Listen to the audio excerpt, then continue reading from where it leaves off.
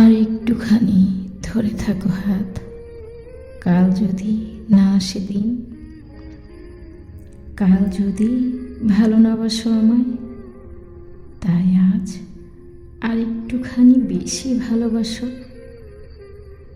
আর দুই পা একসাথে চলো, কাল যদি হাঁটা না হয় চেনা পথের পাকে, কাল যদি উড়ে যাও অচিন কোনো দেশে, তাই আজ দু পা মিলিয়ে আর একটুখানি হাঁটো, আর একটুখানি আমার পাশে থাকো।